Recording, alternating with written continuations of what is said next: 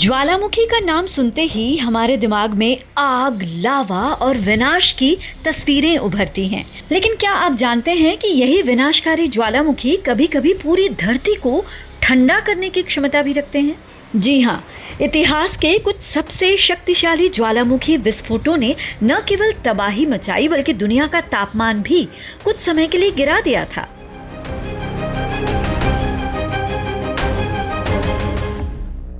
आइए आज समझते हैं इस हैरान कर देने वाली वैज्ञानिक घटना के पीछे का रहस्य।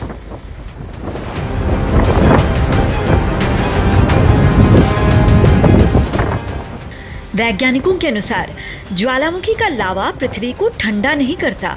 असली खेल तब शुरू होता है जब एक भीषण विस्फोट होता है। जब कोई ज्वालामुखी बेहद शक्तिशाली होता है तो वो राख और गैसों को वायुमंडल की दूसरी परत यानी स्ट्रेटोस्फीयर, समताप मंडल जिसे कहते हैं, वहां तक पहुंचा देता है, जो जमीन से लगभग 20 किलोमीटर ऊपर है। यहाँ का सबसे महत्वपूर्ण तत्व है सल्फर डाइऑक्साइड। ये गैस पानी की भाप के साथ मिलकर सल्फेट एरोसोल के छोटे छोटे कण बनाती है। ये कण एक शीशे की तरह काम करते हैं जो सूरज की रोशनी को धरती तक पहुंचने से पहले ही वापस अंतरिक्ष में परावर्तित यानी रिफ्लेक्ट कर देते हैं। नतीजा, धरती की सतह तक कम गर्मी पहुंचती है और तापमान गिर जाता है।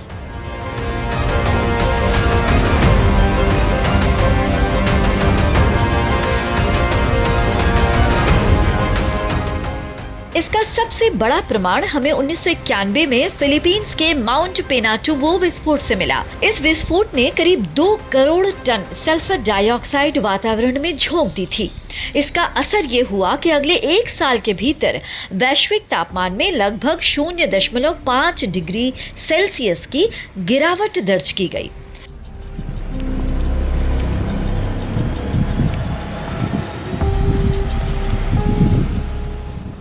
इससे भी पुराना एक उदाहरण है और वो है 1815 का माउंट तंबोरा विस्फोट। इसका असर इतना भयंकर था कि 1816 को बिना गर्मियों वाला साल, ईयर विदाउट अ समर कहा गया। उस दौरान यूरोप और उत्तरी अमेरिका में फसलें बर्बाद हो गई और भीषण ठंड के कारण अकाल जैसे हालात बन गए थे।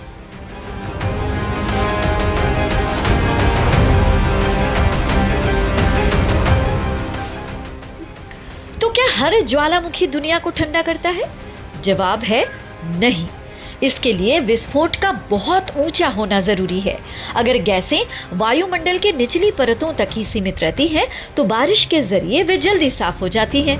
वहीं भूमध्य रेखा के पास वाले ज्वालामुखी पूरी दुनिया को प्रभावित करने की क्षमता रखते हैं।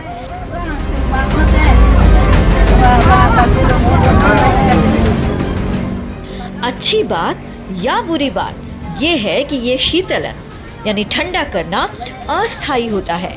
सल्फेट के ये कण 1 से 3 साल के अंदर वापस जमीन के नीचे बैठ जाते हैं और तापमान फिर से सामान्य हो जाता है।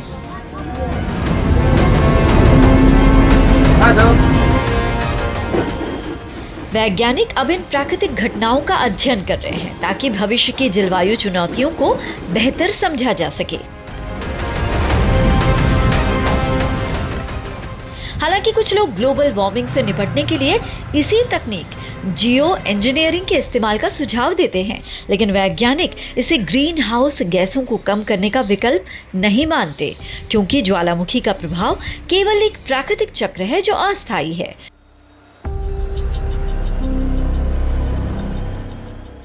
अंत में ये हमें सिखाता है कि हमारी पृथ्वी का वातावरण कितना नाजुक है और कैसे एक छोटा सा भूगर्भीय विस्फोट पूरी दुनिया का संतुलन बदल सकता है ना मजेदार? ऐसी ही और रोचक जानकारियों के लिए वीसी ब्लॉग्स को लाइक, शेयर और सब्सक्राइब करना बिल्कुल मत भूलें।